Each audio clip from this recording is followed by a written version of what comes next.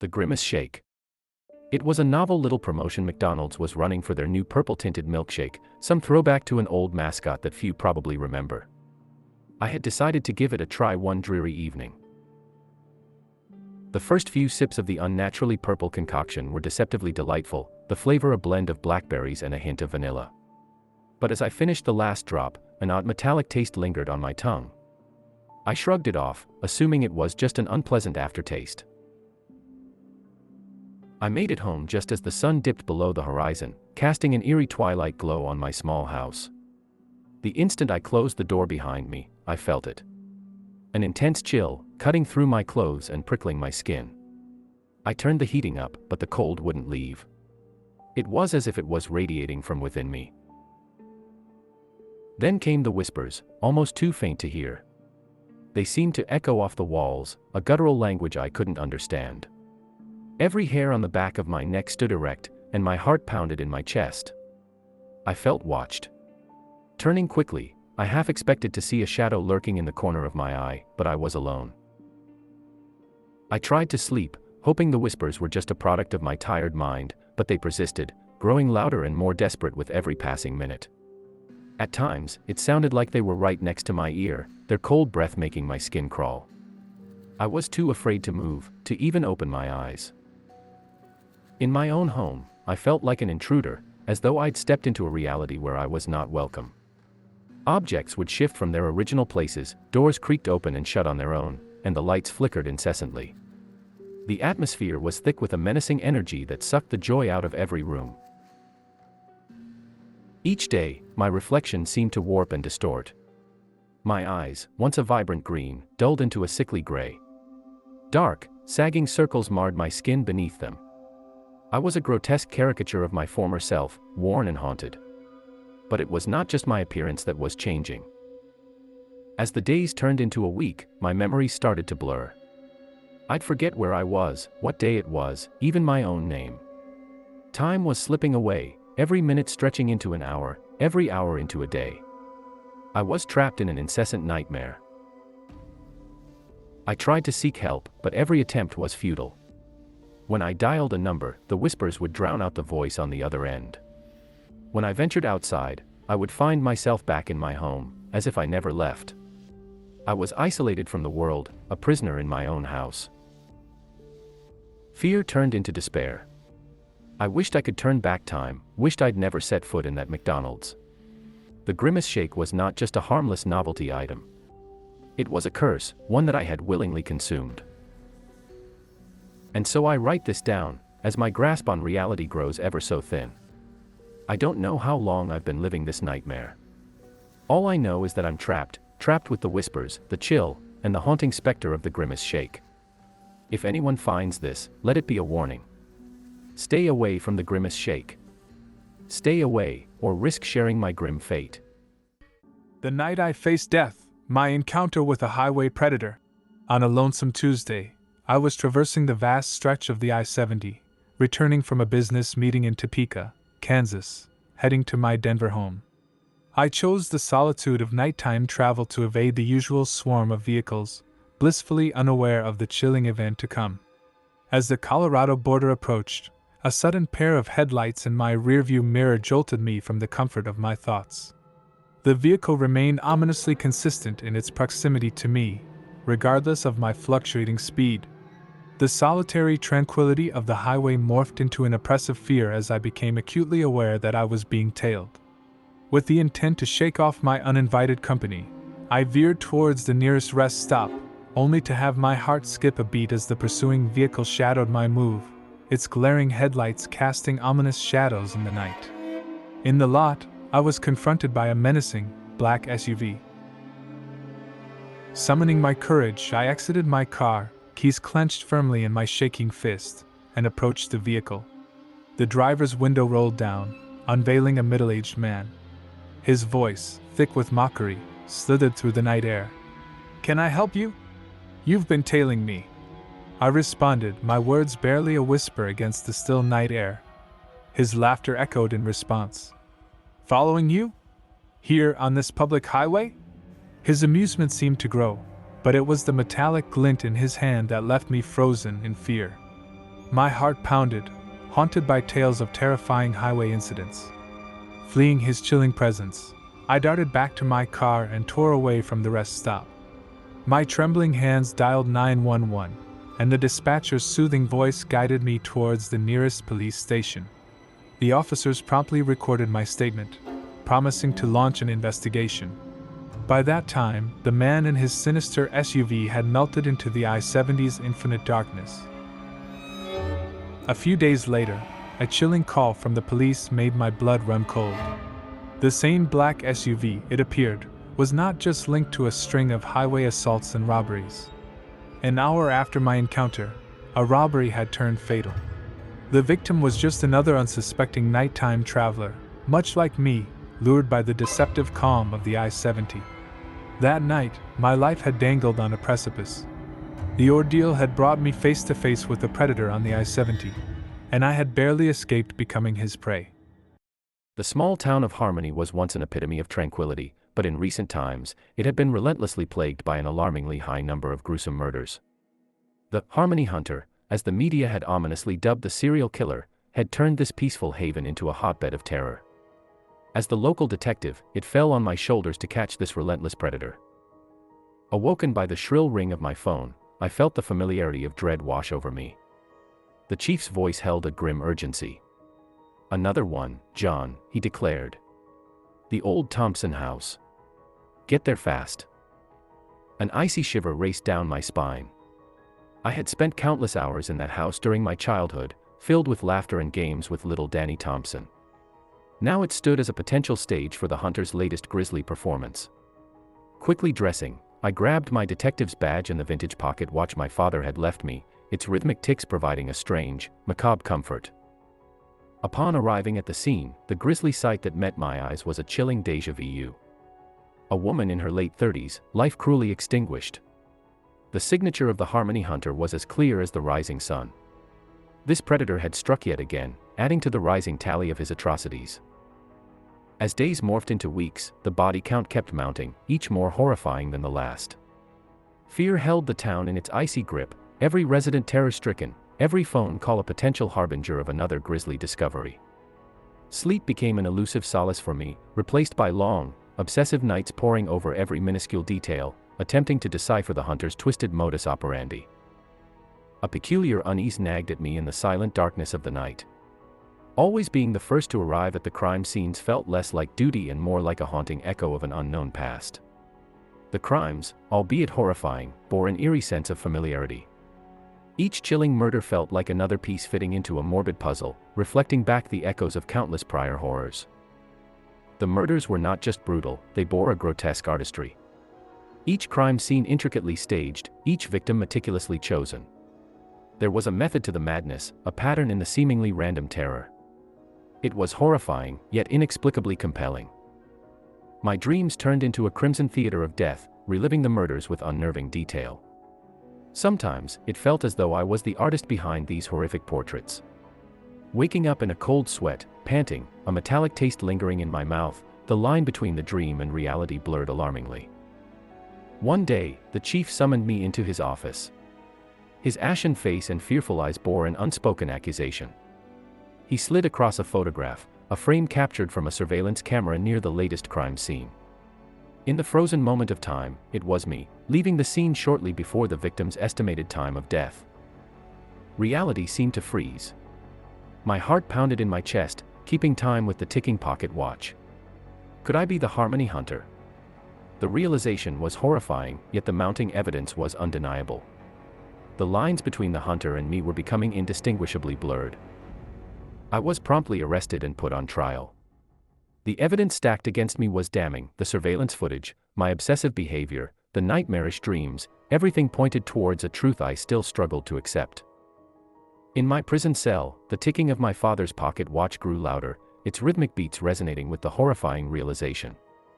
With each tick, the truth sunk in deeper: I was the Harmony Hunter, the nightmare that had tormented Harmony with an unending series of murders. The blood on my hands, the faces of the victims, they were all my doing. The horrors I had spent weeks trying to solve, the victims I thought I mourned, were all echoes of my own monstrous deeds. I was not the hero of Harmony, but its greatest nightmare. The rhythmic ticking of the pocket watch was now a grim reminder of my chilling reality. And in the end, the horror story I was trying to solve had become the horror story of my life. The cursed summit, an endless fall. Ever since I was a kid, I've had this unexplainable allure for the untraveled, for the secret corners of the earth that hold stories waiting to be discovered. So when I found out about Black Peak, I was drawn to it like a moth to a flame. I managed to convince my 3 best friends, Sarah, Sam, and Lily, to accompany me on this grand adventure. As we prepared for our hike, we laughed at the local legends that surrounded the formidable mountain, never imagining we would be the next chapter in its gruesome lore. The first 2 days on Black Peak were a dream. We were young, invincible, explorers charting unknown territory. The mountain was rugged and demanding, but we matched its challenges with determination and camaraderie. The sun shone brightly on us during the day, and the night offered a symphony of stars against a velvet sky. Despite the hard work, it felt like an escape from the world. But in retrospect, perhaps it was a descent into a world we were ill-prepared for. Day 3 marked the beginning of our ordeal. A blanket of thick fog set in, its icy tendrils crawling over the landscape and swallowing everything in sight. The world below disappeared, replaced by a spectral abyss, and we found ourselves isolated, entrapped on the mountain that was quickly becoming less of an adventure and more of a formidable adversary. Our laughter grew less frequent, replaced by a stifling tension that hung in the air like a specter. By the 4th day, we were completely lost in the fog. Our previously detailed maps were now no more than paper. Everything looked the same, hazy silhouettes of rocks and an endless sea of white. Time seemed to stretch, every second turning into an eternity. Even the most light-hearted among us, Sarah, grew silent, her usual chirpiness replaced by a hollow look. As the days dragged on, a sense of dread seeped into our group. Sam, the most rational of us, began to question our safety. He proposed that we should start our descent and give up on reaching the summit. But we held onto the lingering strands of our initial excitement, stubbornly pushing the fear to the back of our minds. On the 7th day, reality shook us out of our denial. It was Sarah who fell first. In a heart-stopping moment, she slipped off the trail into the thick fog. One moment she was there, and then she was just gone. Her scream, a haunting echo in the chilling silence, was a rude awakening to our impending doom. Our world came crashing down, replacing the thrill of adventure with a cold, numbing fear. As we tried to make sense of the loss of Sarah, the mountain took another one of us. Sam, who had always been cautious, somehow lost his footing while trying to secure a campsite near a cliff. His terrified yell bounced around the mountainside, leaving Lily and me in horrified disbelief. The loss was too great, too quick. Fear turned into a living nightmare, and we found ourselves trapped on a peak that was slowly consuming us, one friend at a time. Our group, once vibrant and full of life, was down to just Lily and me. Lily started to unravel, mumbling about a curse, her words spiraling into a chaotic chorus of paranoia and fear. I tried to console her, but I could feel my own sanity teetering on the edge. Shadows seemed to dance in the corners of my eyes and whispers filled the air, but I pushed forward, driven by a desperate desire to survive. That fateful night, under the sliver of moonlight piercing through the fog, Lily walked off the edge. She was talking about joining Sarah and Sam, her voice eerily calm. I reached out too late. Her absence left me alone, grappling with the horrifying reality of my situation. Determined to escape this living nightmare, I began my descent the next day. However, the mountain wasn't done with me. I started hearing my friends' voices. They whispered in the wind, their laughter, their conversations, echoing around me. Their ghostly forms appeared at the edge of cliffs, inviting me to join them. My mind teetered on the brink of madness. On the final day, I reached the last perilous ledge. The fog had finally lifted, revealing the path to safety. But as I prepared to take the first step down, my friends called to me one last time. "Join us, Jonas," they whispered. "It's beautiful here." Turning around, I saw them smiling at the edge, their hands reaching out. Their beckoning was almost irresistible, the longing to join them pulling at my very soul. But I had to resist. I had to survive. Their voices grew louder, their forms shifting into monstrous figures as I turned away. I forced myself to ignore them, to take one step, then another, until I finally reached safe ground. Exhausted, I collapsed, surrendering to unconsciousness. When I awoke, I was in a hospital, the nightmare of Black Peak a fading echo. I was the lone survivor of our reckless adventure, a living testimony of the mountain's merciless curse.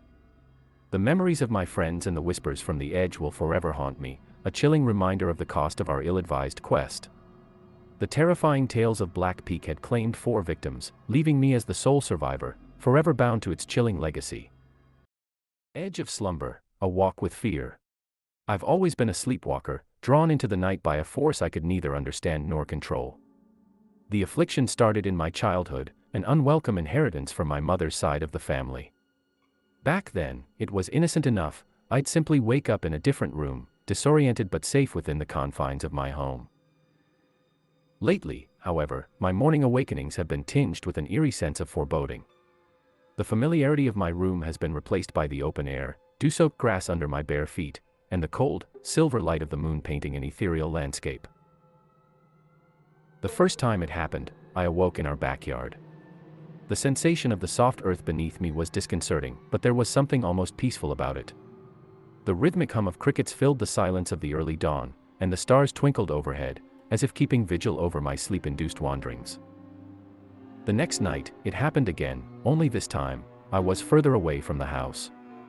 I woke up shivering, the cold seeping into my bones. It took me a few disoriented moments to realize where I was, at the edge of our property, just where the land began its sharp descent into the cliffside. I retraced my steps back to the house, my heart pounding with a primal fear. As I reached the familiar comfort of my home, I looked back once at the cliff looming ominously in the dim morning light. I decided to dismiss it as a bizarre coincidence. But then, the pattern continued, each night pushing me farther and farther away from safety, each morning awakening closer and closer to the precipice. Then, the unthinkable happened. One night, I woke to the violent roar of the ocean beneath me. Dizziness washed over me as I realized that I was lying precariously close to the edge of the cliff. My legs dangled over the side, the tops of the waves crashing far below, almost lost in the darkness. Panic surged through me, each heartbeat thundering in my ears. The ground beneath me felt perilously thin, as if ready to crumble away into the foaming abyss below. The wind was stronger here, threatening to pull me into the sea with its persistent gusts. It was as if the earth, the wind, the entire night was conspiring against me. The final destination of my sleepwalking journey stood before me, a menacing drop into the oblivion. But then, a familiar sound anchored me in my fear-induced frenzy, the soft hoot of the owl perched on our old oak tree. Home. I needed to get back home. With a trembling determination, I pulled myself back from the edge. Every inch away from the cliff was a victory over the strange force that had drawn me to it. I knew now, my problem was bigger, scarier than I had ever imagined. I needed help. For now, I was safe, back in the familiar grasp of my home. But the cliff, the silent predator, it would wait. And I had to make sure, I would never meet it again. Dizzying heights, the skyscraper horror, as the glass elevator climbed the skeletal giant of cold steel and glass known as the Citadel Tower, my pulse hammered in my chest like a prisoner's futile attempts at escape. I was a lamb to the slaughter. Not by choice, but by the chains of my occupation. I was an architect, trapped in the web of grandeur and ambition that this latest must-see construction, my firm's magnum opus, represented. But it was more than that, it was a silent monster, towering far beyond anything 2 stories, my well-guarded limit. Acrophobia, the fear of heights. My secret curse, now a public spectacle. The cityscape unfolded as the elevator scaled the heights, morphing into an alien world of distant twinkling lights and abstract structures. It was as though I were perched on a rickety stool, peering over the edge of an abyss. The elevator spat me out onto the top floor, an opulent expanse mimicking an observation deck, complete with a restaurant and bar. Unforgiving floor-to-ceiling windows flaunted the dizzying view below. The low murmur of city life, once comforting, now sounded like a death knell, magnifying my pulsating dread. As I neared the window, clammy sweat dampened my palms and my heartbeat echoed in my ears like a frantic Morse code. I wobbled, a wave of vertigo making me stagger back, gasping for stability. I felt a hand grip my shoulder. "You okay?" It was Sarah, my colleague, her face etched with concern. I "I'm just fine," I stammered, pasting on a smile. As the night deepened, the city lights assumed an eerie glow, casting spectral shadows that flitted around the room. Suddenly, I felt a sinister tremor from the bowels of the building. The floor began to sway, gently at first, then with growing violence. It was no illusion. It was no symptom of my fear. The tower was lurching. A waiter dropped a tray, the clatter of silverware sounding a chilling alarm. A chorus of screams echoed around as the building rocked back and forth. The word "earthquake" was torn from someone's lips. The building groaned, shuddering with an inhuman roar. The mammoth windows shattered in unison, hurling deadly shards of glass down like an icy, fatal hailstorm. Panic-stricken people stampeded toward the elevators, but the lights flickered and died. We were caged animals, high above the ground, in a swaying death trap. Sarah and I huddled under a table, clutching the steel legs as if they were the last threads of hope. I shut my eyes tight, an attempt to escape the nightmare of glass, steel, and terror surrounding us. Suddenly, everything ceased. The room fell into a deafening silence before the moans and sobs filled the void. Sarah and I emerged, faces pale and drawn. We had survived, but we were marooned atop a crippled monolith, suspended between heaven and earth.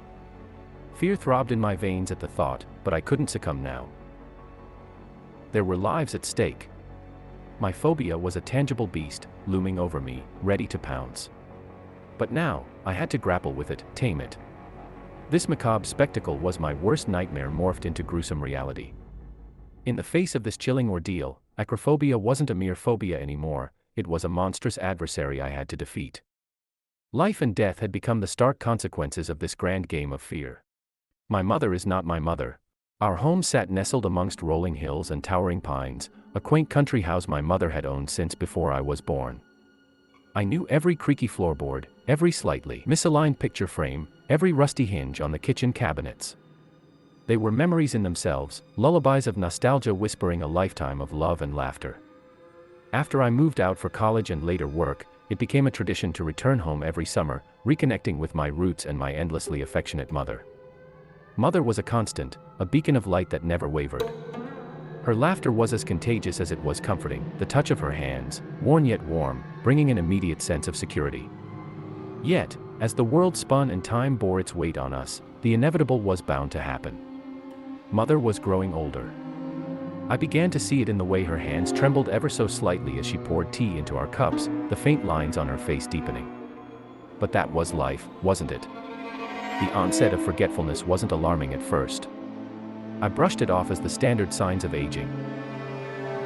She'd misplaced her reading glasses, then forgot where she'd kept the knitting needles, even overlooked the simmering stew on the stove one day.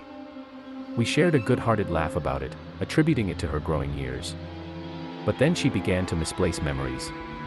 Our summer trips, the yearly traditions of exploring the Rocky Mountains together, began to fade from her mind. At first, she merely muddled the details, but eventually, they seemed to evaporate entirely. When I attempted to jog her memory with photographs and stories, she would only offer a vacant smile and nod. As if humoring me. As if these stories belonged to another world, another lifetime. Her voice, which once rang with the warmth of familiarity, started to sound distant and strange. The soft timbre, the inflection of affection, seemed slowly eroded. As the weeks passed, she fell into silences that stretched longer and deeper.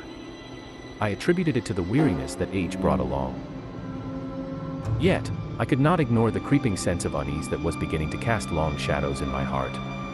Our house, usually a place of warm memories, started to feel unsettlingly strange.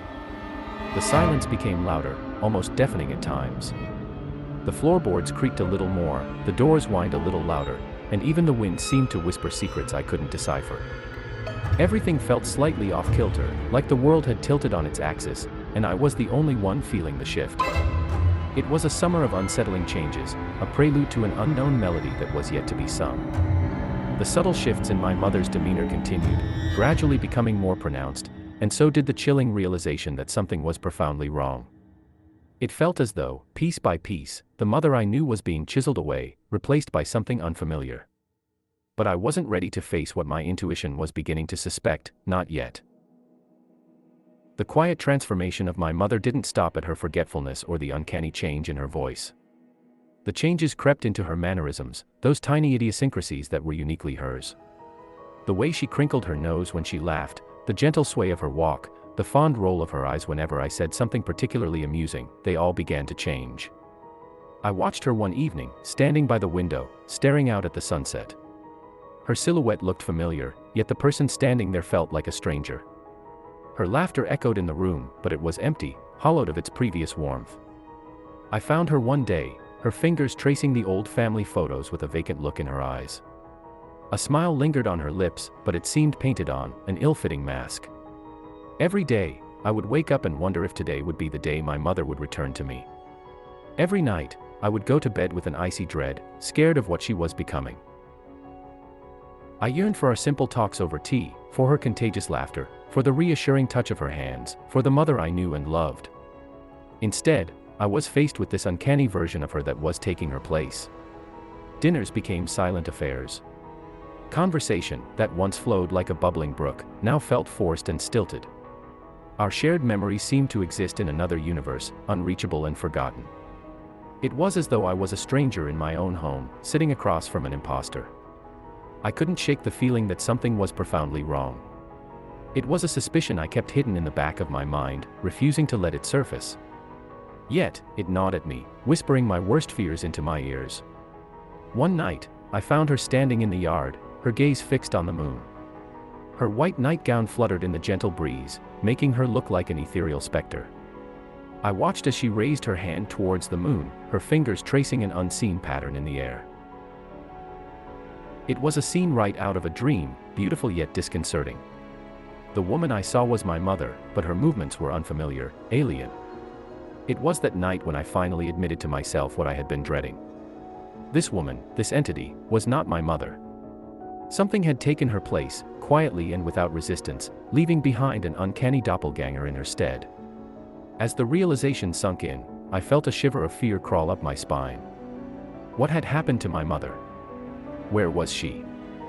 And most importantly, who was this being living in our house, wearing her skin, mimicking her voice?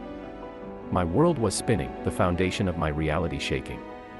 The horror was now not just a whisper in the back of my mind. It was real, tangible, standing right in front of me. The nights that followed were restless. My mind was a whirlwind of fears and suspicions, a nightmarish echo chamber. I started noticing peculiar things around the house. Things that shouldn't be, strange scratches on the floorboards, unfamiliar symbols drawn in the dust, a faint smell of decay seeping from the basement. Every creak, every whisper of the wind felt like a warning, a prelude to a dreadful revelation. One afternoon, I found myself standing at the edge of the woods, my gaze drawn towards a patch of grass that seemed out of place. It was a little too green, too vibrant amidst the otherwise serene landscape, as if it was desperately trying to conceal something. Curiosity led me to it, my heart pounding against my ribcage. The closer I got, the more I noticed the subtle signs. The soil seemed recently disturbed, the grass was freshly grown, and there was this inexplicable sensation of unease emanating from it. The suspicion had already taken root in my mind, but I was reluctant to let it bloom. Yet, the pull was too strong. I fetched a shovel from the shed and started digging. Each shovelful of dirt I removed felt heavier than the last, like I was unearthing not just the soil but the dreadful truth buried within. After what felt like an eternity, my shovel hit something solid. My breath hitched in my throat, and my hands trembled as I cleared the remaining soil. My heart sank as I uncovered a lifeless hand, delicate and all too familiar. Tears welled up in my eyes as I uncovered the rest, revealing the horror buried beneath. My mother. My real mother, lying lifeless in a shallow grave. Her peaceful face was a sharp contrast to the terror that was strangling my heart. A scream of denial was lodged in my throat, but no sound came out. I fell on my knees, my tears mingling with the dirt. My hands, coated in the earth that was supposed to nurture life but was now a keeper of death, trembled uncontrollably. Grief tore through my chest like a jagged knife. I'd found her. I'd found my mother. A rustle behind me wiped away the tears in my eyes, replaced by a freezing dread that clutched my heart. I turned around slowly, and there it stood. The entity, the imposter, watching me from the edge of the woods. It was devoid of any emotion, an icy calmness resonating from its gaze. It was a grotesque mirror image of the woman it had replaced. In that moment, the thing that wore my mother's skin seemed to transform before my eyes. It didn't move, but I saw it, an alien ferocity replacing the placid expression. I was frozen, a rabbit caught in a snake's gaze, the grim spectacle of my mother's grave laying bare between us. Without warning, the imposter lunged at me, its movement unnaturally swift. Adrenaline kicked in, and I pushed myself off the ground, running away from the horror that was my home. The woods were a blur as I sprinted through the trees, branches lashing at me, the earth uneven under my feet. Behind me, I could hear it, its heavy footsteps and guttural sounds. My mind was screaming for survival, my heart pounding in my chest like a desperate drum. I reached my car parked on the driveway, fumbled with the keys, the metal biting into my palm. A quick look back, I saw it emerging from the tree line, a silhouette of terror in the dim moonlight. With a surge of dread, I started the engine and gunned it down the dirt road. In the rearview mirror, the house and its monstrous inhabitant grew smaller until they were nothing more than a speck in the distance. A nauseating mix of relief and terror washed over me as I drove away from the living nightmare. When I returned with the police, the morning sun seemed almost inappropriate, casting a cheerful glow over the sinister reality of my childhood home. With a deep breath, I led them to the shallow grave in the woods, only to find the house eerily empty. The entity, the imposter, was nowhere to be found. The police dug up the grave, the reality of my mother's fate confirming the chilling truth I had discovered.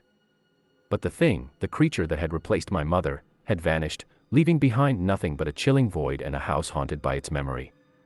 As we left the scene, the once familiar sight of my home stood as a ghostly shell against the rising sun, a monument to an unspeakable horror. The summer had ended, taking with it my mother and my innocence. All that was left was a harrowing tale of deceit and fear, a memory that would forever be etched into my soul. The entity had disappeared without a trace, leaving me to grapple with the chilling uncertainty of its whereabouts, the dread of its return ever present in the back of my mind. Night shift nightmare on Route 7. The sun dipped below the horizon, casting my world, a lone gas station on Route 7, into a shadowy half-light. The station was small and remote, the last pit stop before a vast, unending desert landscape. I was used to the quiet, but tonight, something felt off. At around 9 p.m., my first customer of the night walked in, a tall man, enveloped in a long, worn-out trench coat. His gray eyes pierced through me, and his voice rasped out a request for a pack of cigarettes. He paid with a clammy hand, a silver ring with a deep red gemstone catching the fluorescent light. Throughout our brief exchange, he seemed restless, eyes darting over his shoulder. As he left, I noticed his old station wagon idling by the pumps, the engine humming with a strange menace. I tried to shrug it off, attributing my discomfort to his eerie demeanor. Time dragged on. The clock on the wall was my only company, ticking away in a rhythm that was both soothing and unnerving. Midnight rolled around, and a report on the radio stated a dangerous felon was on the run, last seen in our area. My mind raced back to the tall stranger. Suddenly, the station's lights began to flicker. A chill crept down my spine, as the radio warning and the flickering lights spun a sinister aura around me. Then, I heard it. The distant roar of an engine, growing steadily louder. A glance outside confirmed my fear, the same station wagon was back, headlights slashing through the inky blackness. The tall man stepped out and started moving towards the shop. My heart hammered in my chest. I scrambled for something to defend myself with, my hand finding a wrench. The door chimed as he entered. His gaze met mine and in a low, menacing voice he demanded, "Give me all the cash." I obliged, praying he would just take the money and leave. But as he exited, he dropped a piece of paper. It read, "You're next." A wave of panic surged through me. I called the police, only to be told they'd take 15 minutes to reach me due to the station's remote location. The man was still outside, eyeing me through the window, and my fear deepened. Knowing I couldn't wait, I locked the door, turned off the lights, and crouched behind the counter, wrench in hand. The man's silhouette danced across the frosted glass. Suddenly, he started pounding on the door, a terrifying soundtrack to my fear. I held my breath, hoping the door would stand its ground. Then, as suddenly as it had started, the pounding stopped. I heard the sound of footsteps retreating. But just as I exhaled in relief, the power went out. I was left in total darkness. In the black void, the sound of glass shattering made my heart leap into my throat. Panic gripped me, but I readied myself, wrench clutched tightly in my hand. Suddenly, I felt a presence behind me. Before I could turn, I was hit hard on the shoulder. I swung my wrench blindly, striking something solid. A grunt echoed in the room. "You shouldn't have done that," the man hissed, a venomous edge to his voice. He lunged at me, but the training from my days as a high school wrestler kicked in. I dodged his assault, blindly swinging my wrench again, this time aiming for where I guessed his head would be. It connected with a sickening thud. Suddenly, a blinding beam of light flooded the room. "Police! Freeze!" a voice shouted. I turned to see a group of officers at the shattered back window, their guns pointed inside. I dropped the wrench, hands trembling, as they stormed the station. They quickly subdued the man, who was now sprawled on the floor, groaning in pain. One of the officers approached me, flashlight in hand. "Are you okay, sir?" he asked, scanning me for injuries. I nodded, unable to form words, my body shaking from the adrenaline. He said I was next. I finally managed to stammer out, pointing to the piece of paper on the counter. The officer picked it up, his brows furrowing as he read the message. "Looks like you saved your own life tonight," he said, giving me an appreciative nod. "We've been tracking this man for days. He's wanted for multiple homicides." As they took the man away, relief washed over me. I had survived a night of terror. The sun began to peek over the horizon, bathing the gas station in a comforting light. But I knew one thing for sure: the quiet, lonely nights at the station would never feel the same again. The memory of the midnight terror on Route 7 would forever haunt me. My name is Jack Riddell. I've been a detective in the small town of Bellmore, New England, for the better part of a decade. It's not the busiest gig, with days spent on mostly mundane tasks, settling petty disputes, dealing with occasional break-ins, that sort of thing. But that was until the disappearances began. The first was Mildred Haskins, 76 years old, living alone after her husband passed. The report came in on a Tuesday morning. I remember because I was nursing the mother of all hangovers, and the incessant ringing of the phone felt like a nail being driven into my temple. Her neighbor called it in, said Mildred hadn't been seen in days. Not unusual for old Mildred to keep to herself, but when her Sunday paper lay untouched by Tuesday, well, that was enough to raise eyebrows. I drove to Mildred's quaint little house, a picture-perfect New England cottage, just off the main street. Stepping out of the cruiser, I felt a chill in the air that didn't match the bright, sunny day. A sense of unease prickled at the back of my neck. I shook it off, attributing it to the remnants of last night's whiskey. Approaching her front porch, I noticed it first. A spider's web, larger than any I'd seen before, stretching from the corner of her porch to the top of her garden gate. A shiver skittered down my spine, my childhood arachnophobia making an unwelcome comeback. The web was beautiful in a way, the sunlight catching it just right, creating a dazzling spectrum of color. But it was also wrong, unnatural in its size and complexity. As I knocked on Mildred's door, I had a feeling of impending dread. Silence met my calls. Eventually, I had no choice but to force the door. The house was in perfect order, but of Mildred, there was no sign. The investigation turned up nothing. No sign of a break-in, no sign of struggle, and no Mildred. It was as if she had just vanished into thin air. Next, it was a local bartender, then a schoolteacher, each disappearance accompanied by a giant web, each victim seemingly plucked from their life without a trace. And with each case, my childhood nightmares found their way back, haunting me with shadowy, skittering figures and webs that seemed to close in around me. The real horror dawned on me when I recognized a pattern. The disappearances weren't random, they were moving closer and closer to the center of Bellmore. As if something was closing in, its web drawing tighter and tighter. The theory seemed mad, the rantings of a man who'd had one too many late nights and not enough coffee. But the dread gnawing at the pit of my stomach couldn't be ignored. There was something terribly wrong in Bellmore, something I was going to have to face. As the fearful whispers of our town's folk grew into terrified conversations, I found myself staring at the map of Bellmore pinned to my office wall. The red pins marking the disappearances formed a chilling pattern, all leading back to an area outside town. an area marked by the sprawling dark patch that signified the ancient, unexplored caves.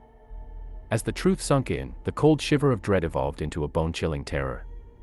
Bellmore wasn't just being haunted by the shadows of its inhabitants' disappearance, but by something far older, far darker. And as the town's only detective, it was my job to step into the shadows, my own fears be damned. I stared at that map, my heart pounding like a drum against my chest. Each red pin felt like a taunting reminder of my own deep-rooted fear, a fear that had resurfaced with vengeance. But as a guardian of this town, I had a responsibility to these people, a duty that I couldn't shrug off just because the prospect terrified me. I had to venture into the caves. The next day, I found myself standing at the entrance to the caverns, a chill wind whistling through the gaping mouth of the darkness within. Despite the midday sun, the entrance was shrouded in shadows, like an abyss eager to swallow all light. I couldn't help but envision countless eight-legged horrors lurking in that darkness, waiting to ensnare me in their monstrous webs.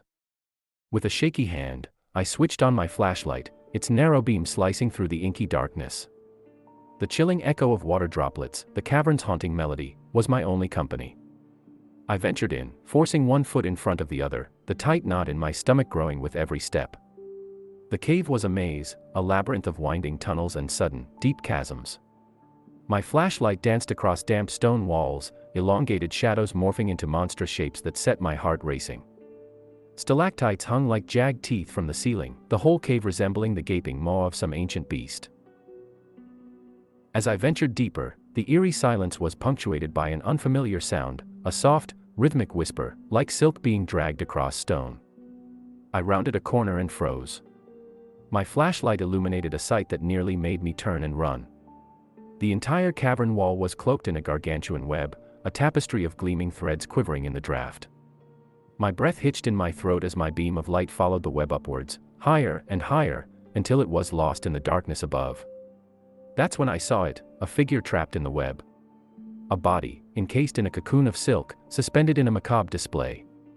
I stumbled forward, my breath shallow, my heart pounding in my ears. As the beam of my flashlight washed over the cocoon, I recognized the lifeless face of Mildred Haskins, her eyes wide open in perpetual terror. I stumbled backwards, tripping over my own feet and landing hard on the cold, damp cave floor. The impact knocked the wind out of me, and for a moment, I lay there, paralyzed by terror, my breath coming in ragged gasps. But then I remembered the duty I had to Bellmore, to Mildred, and the others who had vanished. Gritting my teeth, I pushed myself off the ground, a newfound resolve stealing me. I had to fight this, had to face my deepest fears for the sake of Bellmore. As I picked up my flashlight, a sound reverberated through the cave, a low, thrumming sound that made my blood run cold. Something was moving in the shadows, something big. As I tightened my grip on the flashlight, I knew that the true horror was only just beginning. The thrumming sound echoed again, reverberating through the cave like a tolling bell. Each pulse sent ripples through the massive web, triggering a symphony of soft, silken whispers. I pushed myself back against the damp, cold wall of the cavern, my fingers clutching the flashlight so tight that my knuckles ached. And then it appeared. From the shadows, a monstrous spider, its grotesque body dwarfing my own, crawled into the feeble circle of my flashlight. The glow reflected off its many eyes, each one gleaming with an uncanny intelligence, staring at me with a hunger that turned my blood to ice. Every instinct screamed at me to run, to escape this living nightmare, but I was frozen, entranced by the horror before me. Its fangs dripped with venom, its legs moved with a predatory grace, and each tap on the stone floor echoed in my skull. As it drew closer, I could see the markings on its abdomen, intricate patterns that seemed eerily similar to the sprawling web. With a surge of adrenaline, I staggered to my feet, my flashlight beam wobbling as it crossed the beast. The creature paused, its multitude of eyes reflecting the light, making them glow an eerie blue. It reared back, as if challenging me, the sight of which galvanized me into action. I began to backtrack, moving as quietly as I could, away from the monstrous spider and the cocooned body of Mildred Haskins. But the spider had other plans. With an agility that belied its size, it skittered across the cavern floor towards me. A panic unlike anything I'd ever felt seized me and I turned to run. But as I pivoted, my foot snagged on a loose rock, sending me sprawling onto the hard ground. My flashlight slipped from my grasp, spinning away and coming to rest a few feet away, the beam illuminating the ceiling of the cave. The darkness pressed in on me, my eyes straining to see the advancing terror. I could hear it, the scrape of its legs against stone, the hiss of its breath, but all I could see was the monstrous shadow it cast. Just when I thought the end was near, a sharp, high-pitched sound cut through the cave. The echoes drowned the terrifying noise of the advancing spider. I turned my head towards the source, my heart pounding in my chest. My flashlight lay there, illuminating a stalactite, vibrating with a high-frequency resonance due to the wind rushing through the cave. I squinted at it, my mind racing, a plan forming. With a swift, desperate scramble, I lunged for the flashlight, snatching it from the ground. The spider was close now, a looming nightmare that left no room for error. I aimed the flashlight at the vibrating stalactite and hurled it with all the strength I had left. The flashlight hit its mark. The stalactite's resonating frequency spiked, creating a piercing, almost deafening noise that ricocheted off the cave walls. The spider recoiled, its horrible screech echoing in the cavern. The sound seemed to disorient it, perhaps even hurt it, buying me precious seconds. Taking my chance, I staggered to my feet, ignoring the pain radiating from my scraped knees, and ran. I sprinted through the winding tunnels, guided only by the dim ambient light filtering in from the surface and the burning need to survive. I didn't stop running until I burst out of the cave, collapsing onto the grassy earth, gulping in the cool, fresh air like a man starved. Lying there, looking up at the bright blue sky, I knew that I had faced my deepest fears and come out alive, but my ordeal was far from over. June 25, 2023. I'll remember that date till my last breath, a date that inaugurated the strangest and most terror-inducing summer of my life. I had driven into the heart of Appalachia, surrounded by the sylvan spectacle of untouched forests, jagged peaks, and rippling streams. The natural beauty of the region, usually comforting, somehow felt foreboding that day. My grandfather's cabin was my destination, an inherited property that seemed lost in time. It was tucked away in an obscure part of Kentucky, shrouded by a dense forest of ancient oak and pine, where cell service was just as elusive as the deer that pranced in the wilderness. My intention was to find solitude, finish the novel I'd been struggling with for years. I had no idea I was also about to stumble into a chilling, psychological maze. My childhood summers were filled with memories of this place, an amalgamation of the scent of pine and wood smoke, my grandfather's baritone narrating folk tales by the fire, the echoing laughter that got absorbed by the thick, mysterious forest. Yet, that day as I pulled into the gravel driveway, the cabin, though just as I remembered it, seemed almost unrecognizable, almost as if it had a newfound aura of solemnity. Stepping out of my car, the once comforting smell of damp earth and pine needles filled my nostrils, and sent an unexpected shiver down my spine. I approached the cabin, its wooden facade aged yet sturdy, a testament to the days long past. The key, still hanging under the loose stone by the porch just like my grandfather used to leave it, felt unusually cold against my skin. Turning it in the lock, the cabin door creaked open, revealing a time capsule that held fragments of my past. But something was wrong. The air was too still, almost suffocating. Each creak of the aged wood beneath my feet echoed like a haunting melody through the empty cabin. I tried to shrug off the eerie sensation, reminding myself that I was here for a reason: solitude, peace, a place to write. Once settled in, I spent the rest of the day airing out the rooms, stacking firewood for the stone hearth, and arranging my papers and books in the study, a small room with a single window that framed the vast, undisturbed forest. As night fell, the forest's usual evening symphony of insects and wildlife was oddly muted. As I stared out into the dark, I felt a pang of unease. The tall silhouettes of trees, a sight I found enchanting as a child, appeared ominous and menacing in the moonlight. In the quietude of the cabin, the only sound that filled the rooms was the ticking of the grandfather clock in the living room, its rhythmic tick-tock doing nothing to alleviate the sense of disquiet growing within me. "First night jitters," I said aloud, trying to convince myself that it was the unfamiliarity of being alone in an old cabin that was playing tricks on my mind. And just as I was about to surrender to the exhaustion of the day, I heard a faint scratching noise from beneath the cabin floor. The thin veil of rationality that I had clung onto began to shatter, giving way to a creeping dread. But little did I know, this was just the beginning of my descent into a terror I had never known before. The chilling secrets of the cabin and its surroundings were yet to unfold. Days turned into a week and then into a fortnight. Each passing day was no different from the one preceding it, marked by an eerie silence that shrouded the cabin, an unsettling feeling of being watched, and the inexplicable scratching noise that seemed to come from beneath the cabin floor, now a constant, dissonant soundtrack to my stay. Yet my rational mind continued to dismiss the unease. I blamed the rustling leaves for the imagined whispering, the creaking cabin for the footsteps I thought I heard in the dead of the night, and the gnawing mice for the relentless scratching noise. All the while, my writing lay forgotten, my creative mind held captive by a pervasive sense of dread that I couldn't shake off.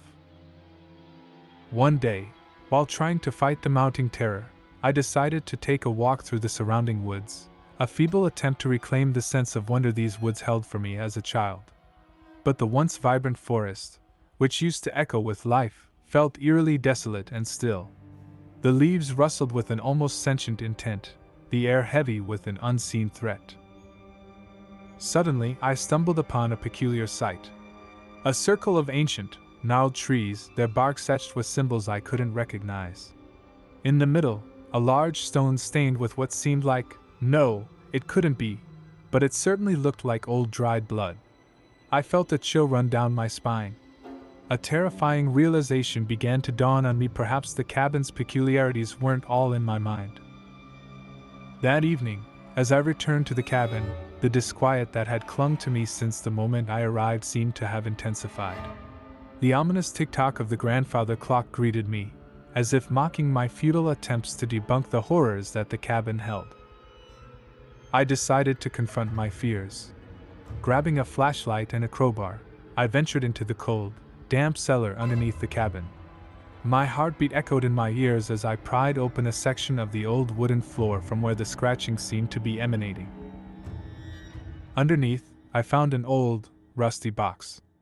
Its iron exterior was cold and clammy to touch, almost as if it held the cabin's chill within it. With trembling hands, I slowly opened the box. Inside, I found a weathered leather-bound journal, its pages yellowed with age, and a small amulet made of bone and stones. The journal belonged to my grandfather. The first entry was dated June 25, 1953. The same date, but 70 years ago. I stared at the date, the eerie coincidence sending chills down my spine. I began to read, and with each passing entry my blood ran colder, the terror of what I was discovering far surpassing my initial fears. My grandfather's words painted a horrifying tale, a secret history of the cabin, and a malignant entity that resided within its woods. The same entity, it seemed, that had now turned its gaze upon me. I became consumed with the words etched on those aged pages, each sentence a stroke of dread painting a nightmare I wished I could wake from.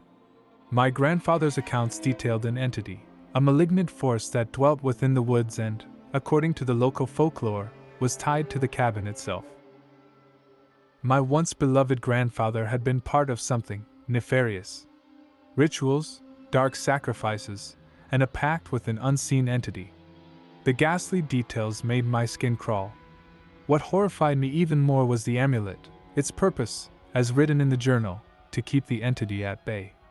But for how long? Was the entity's restlessness the source of the haunting noises and the feeling of being watched? That night I barely slept. The eerie silence of the cabin was now an ominous lullaby. My eyes kept drifting to the amulet and the journal, now sitting on the mantel above the fireplace, a chilling testament to my grandfather's secret past. The next morning, I woke up to find the amulet missing. Panic washed over me. I turned the cabin upside down looking for it, my frantic search proving fruitless. With the amulet gone, was I now at the mercy of this malevolent force? As the sun dipped below the horizon that evening, the woods surrounding the cabin came alive, not with the sweet serenade of the wild, but with a symphony of unsettling whispers. The scratching noise beneath the cabin floor grew louder, more frantic, as though something was trying to claw its way out. And then, in the deafening silence that followed, I heard a low growl echoing from the depths of the forest, a sound so primal that it froze my blood. I peered out the window and, in the dim light of the moon, I saw them, the shadows. They moved fluidly between the trees, a horrifying dance of darkness. They were coming closer. The last line of my grandfather's journal echoed in my mind. "Beware, for once the amulet is lost, the watchers of the woods will awaken." Desperation began to claw at me as I searched for the amulet once more, tearing through the cabin with a newfound frenzy. Suddenly, the grandfather clock chimed, the loud gong resonating through the cabin, marking the arrival of midnight. The sound was followed by a deafening silence, as if the world outside had ceased to exist. And then, a knock echoed through the stillness.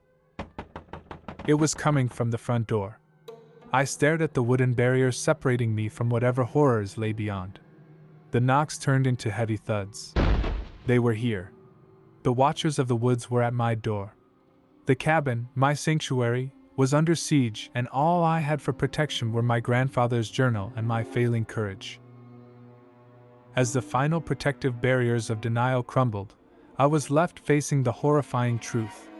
The dread I felt was not mere paranoia. It was real. It was standing on my doorstep, scratching beneath my floors, whispering from the woods, watching me. My stay in the cabin was not just a retreat but a confrontation with the horrors of my family's past. But was there any escape? Would I ever see the world beyond the woods again? The chilling grip of fear tightened around me as I looked at the door, waiting for it to burst open, waiting for the watchers of the woods. There was a moment of deathly silence before the first splintering crash against the door. I stumbled backwards, the pounding of my heart echoing in my ears. Fear, raw and visceral, coursed through my veins as I retreated further into the cabin, my eyes never leaving the quivering wooden door. The cabin groaned around me, the wind outside howling like a wounded beast. As the door buckled and warped, the scratching noise beneath the cabin floor grew even more frantic. It was as if all the terrors my grandfather had written about were closing in, all at once. I had no other choice. I could only wait and endure. And as I did, I found myself drawn back to the journal. It was all I had left. As the pounding on the door continued, I flipped through the yellowed pages again, a desperate search for something, anything that could help me. Then, almost as if fate intervened, a folded piece of paper slipped from the journal onto my trembling hands. It was a sketch, detailed and carefully drawn, of the strange circle of trees I had discovered in the woods.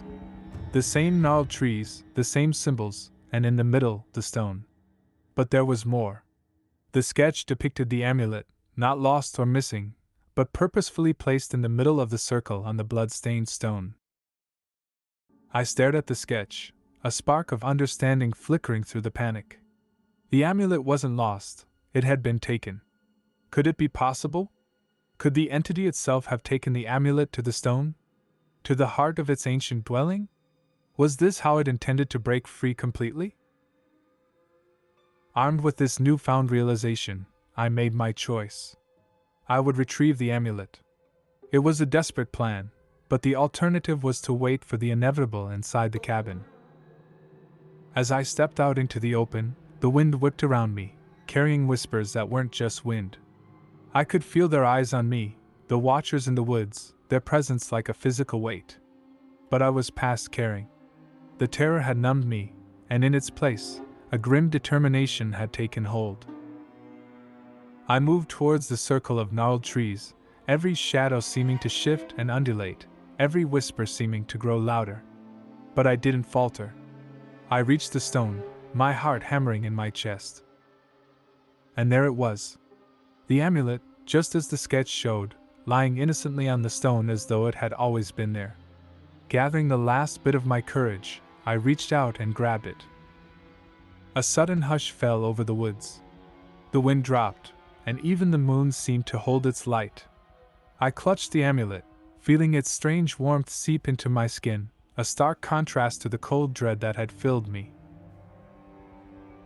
The sense of being watched, the suffocating fear, the scratching beneath the cabin, all came to a sudden stop.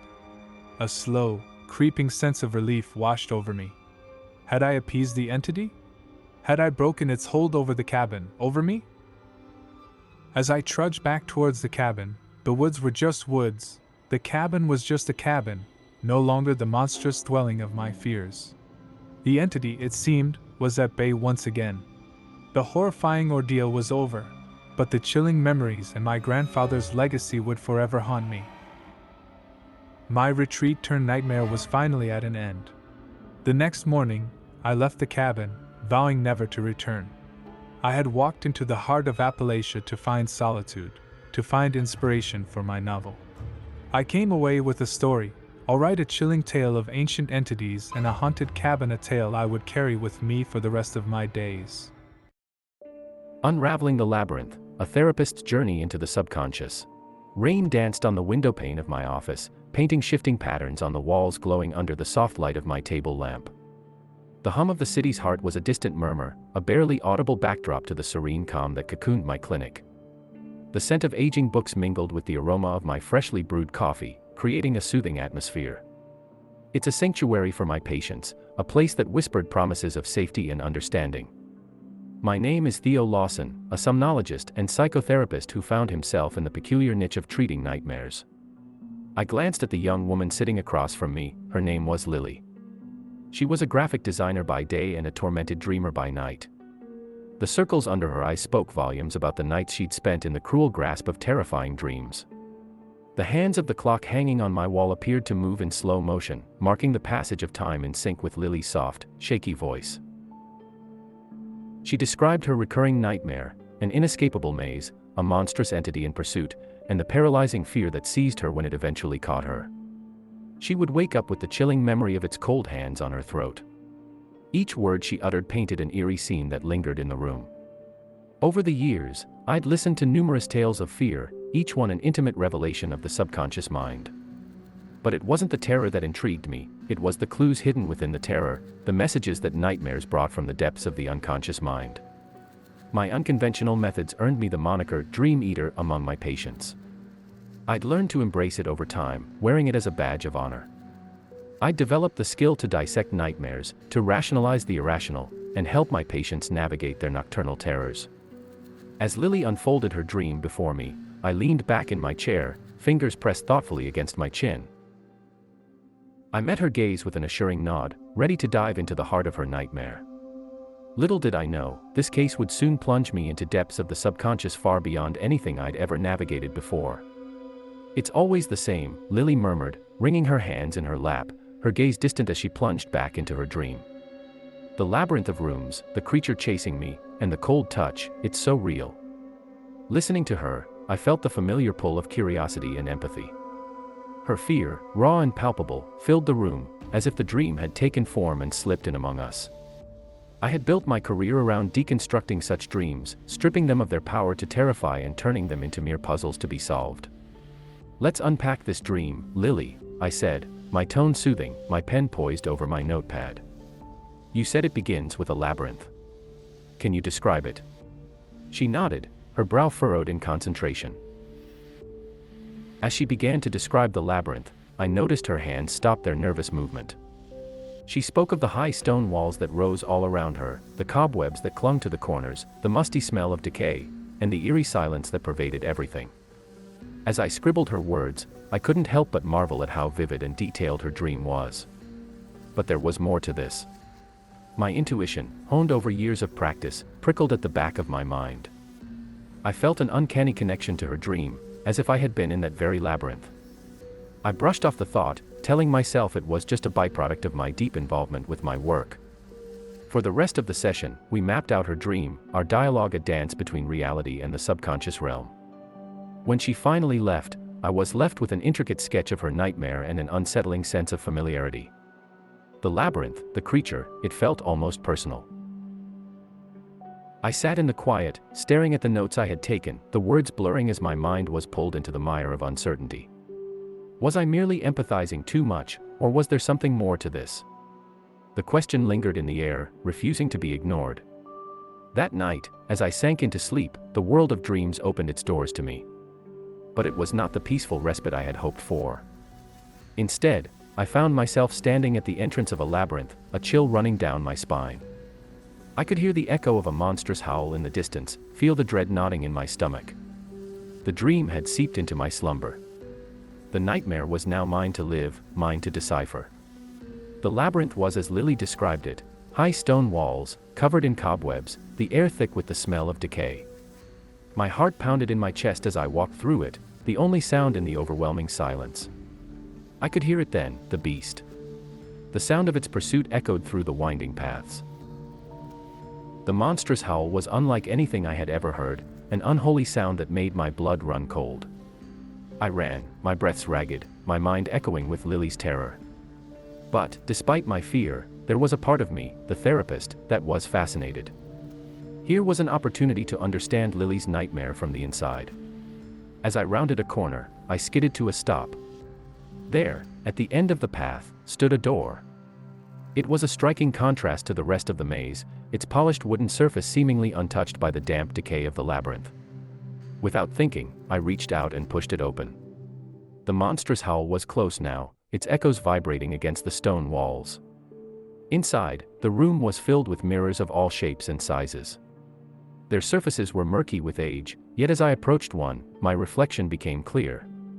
But it wasn't my face that stared back at me, it was Lily's. The image was so startling that I recoiled, stumbling back into the labyrinth. I woke up with a start, my sheets tangled around me, my heart hammering against my ribcage. My skin was slick with a sheen of cold sweat, and I could still feel the echo of the beast's howl in my ears. This was no ordinary dream. I had walked into Lily's nightmare. Daylight brought no clarity, only more questions. I couldn't shake off the dream, the labyrinth, the beast, and the room of mirrors with Lily's face reflecting on the surfaces. It was a puzzle my waking mind grappled to understand. As the sun began to set, I found myself filled with a mix of dread and anticipation. The labyrinth awaited me, as did the beast and the mystery of the mirrored room. As much as it terrified me, I knew I had to dive back into the dream. For myself, for Lily, and for the understanding it promised. This wasn't just about treating Lily anymore, this was a journey into the deepest, darkest corners of the subconscious mind, a journey I had unwittingly signed up for, a journey I had to see through to the end. Night fell again, and I found myself back in the labyrinth. The maze was as foreboding as before, yet now there was an added layer of familiarity. I started moving, my steps echoing against the stone walls. Each corner I turned, every passage I navigated, felt like retracing steps I had already taken, a peculiar déjà vu. The monstrous howl began, slicing through the silence. It filled the labyrinth, a chilling reminder of the nightmare's imminent threat. My heart pounded, fear nipping at my heels. Yet amidst the terror, my therapist's mind took over. I retraced my steps from the previous dream, trying to make sense of the clues scattered throughout the labyrinth. The looming stone walls, the cobwebs, the eerily silent atmosphere, each element seemed to hold a deeper meaning, a metaphor for something buried in Lily's, or perhaps even my own, subconscious.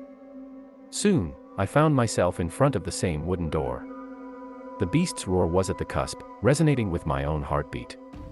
But this time, there was a certain resolve as I pushed the door open and stepped into the mirrored room. In the murky reflections, Lily's face stared back at me again, her eyes hollow with terror.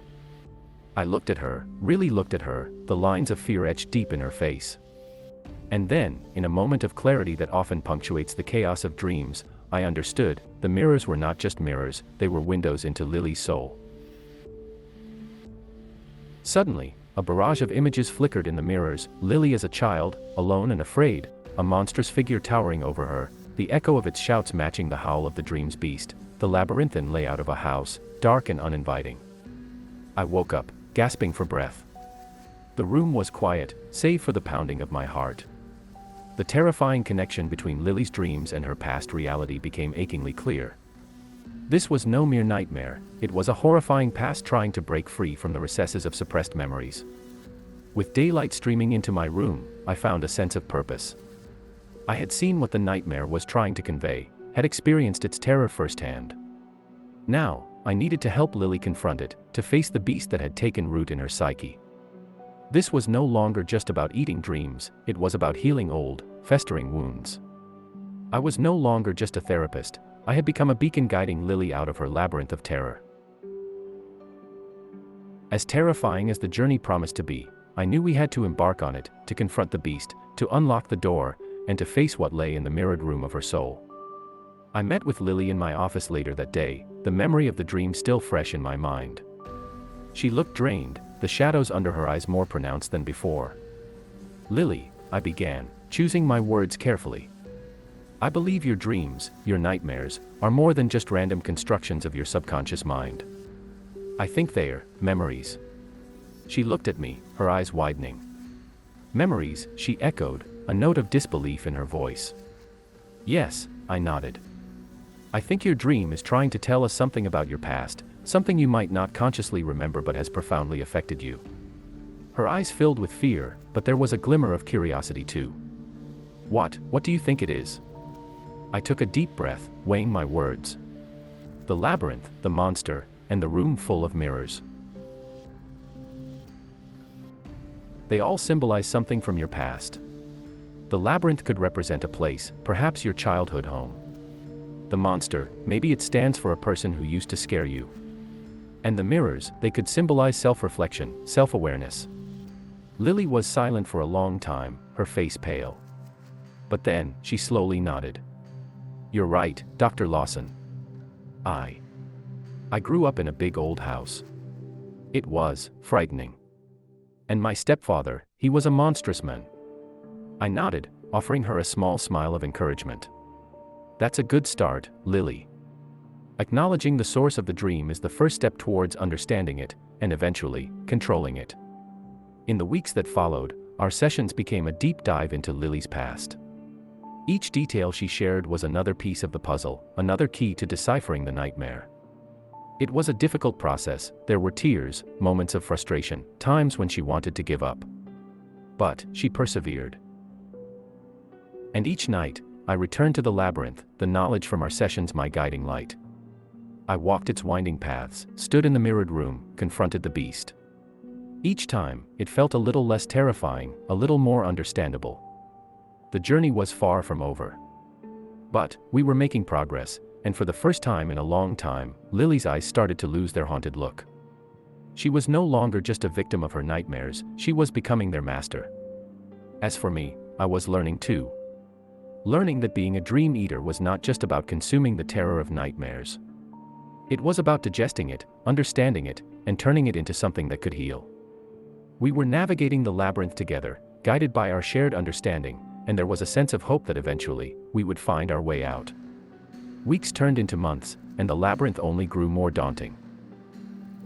Each session with Lily revealed more tangles in her troubled past, and the beast lurking in her nightmares only seemed to grow stronger. Despite all our efforts, it felt like we were losing ground. One particularly gloomy afternoon, I sat in my office, the patter of rain against the window doing little to alleviate the heaviness in the room. Across from me, Lily was a mere shadow of the woman she had been when we started. The vibrancy in her eyes was replaced by an unbearable emptiness. "Lily," I began, my voice filled with concern, "we're still battling the beast. You're strong, but it feels like something is missing, a puzzle piece that's hiding in plain sight." She merely nodded, her hollow eyes meeting mine. "It feels endless, Dr. Lawson," she said, her voice trembling, "like I'm trapped in this nightmarish cycle with no escape." That night, when I ventured into the dream labyrinth, it seemed more foreboding than ever. The beast roared louder, its sound echoing off the stone walls. Inside the room of mirrors, Lily's terrified reflection met my gaze. Then, in the flickering light, a monstrous figure loomed behind her. But instead of standing her ground, she retreated, her fear taking over. When I awoke, I was unsettled. There was something about the dream, the hopelessness in Lily's eyes, that filled me with dread. A few days later, I received the tragic news. Lily was gone. She had succumbed to her nightmares, choosing to escape the only way she felt she could. She had left me a note, thanking me for trying to guide her through the labyrinth but apologizing for not being strong enough to make it through. I was shattered. I had walked with her through the horrifying maze, had tasted her nightmares, had tried to guide her to a way out. But in the end, it wasn't enough. I had failed her. The weight of guilt was immense, like a beast of its own gnawing at me. The labyrinth had claimed Lily, the monstrous embodiment of her fears taking her from the world of the waking. Her loss was a stark, painful reminder of the depth of despair that the human mind can harbor. I was left with the haunting echoes of the labyrinth, of the monster, of Lily's terrified face in the mirrors. As a dream eater, I had thought I could navigate the horrors of the subconscious. I thought I could guide my patients through their nightmares. But Lily's loss was a grim reminder of the consequences of my failure. The labyrinth, once a symbol of a psychological journey, was now a haunting reminder of a life lost. It marked a grim chapter in my journey as a dream eater. As I ventured on, I knew I carried not only the weight of my guilt but also the responsibility of learning from my failures, of becoming a better guide for those lost in their nightmares. As the closing manager of the Chuck E. Cheese on Elm Street, I thought I'd grown used to the place's after-hours aura. Sure, the animatronic mascots were a bit eerie when the restaurant was empty, but I chalked that up to an overactive imagination. But one night, everything changed. As I was sweeping around the stage, I couldn't shake the feeling that the unblinking eyes of the mascots were following me. Trying to brush it off, I continued with my tasks, but when I looked back, the animatronics had changed positions, their gazes fixed on me. Must have forgotten to reset the system, I said aloud, hoping to dispel the fear creeping in. But despite my attempts to reset them, they remained silent and still, their eyes fixated on me. Then, a sudden sound echoed from the arcade section. My heart skipped a beat. I knew I'd unplugged the machines earlier. When I went over to investigate, I found a skee-ball game running on its own. Before I could make sense of it, a screeching noise made me spin around. The drummer mascot had left the stage and was closer, its eyes glowing an eerie red. Suddenly, the lights went out. I fumbled for my phone, using its weak light to cut through the darkness. But as I tried to escape, the pizza-slicing mascot lunged at me. Its once comical smile was now a terrifying snarl. I panicked, throwing a chair in its path and ran towards the exit, but it wouldn't open. I felt trapped, the cold grip of fear tightening around me. Just when I thought it was the end, the lights came back. All the animatronics were back on stage, looking as benign as they always did when the restaurant was open. But the active skee-ball machine and the chaos around me were clear signs that it wasn't just my imagination. In that moment, I noticed a small button on my keychain, labeled Emergency Reset. As I pressed it, all the animatronics shuddered, twitched, and finally, went still.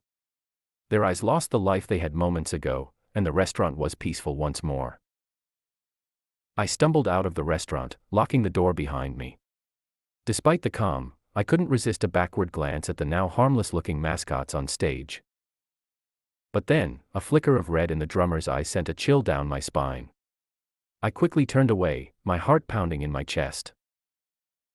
I knew no one else would believe my story of that horrifying night, but I was sure of one thing: I'd never work the closing shift alone again.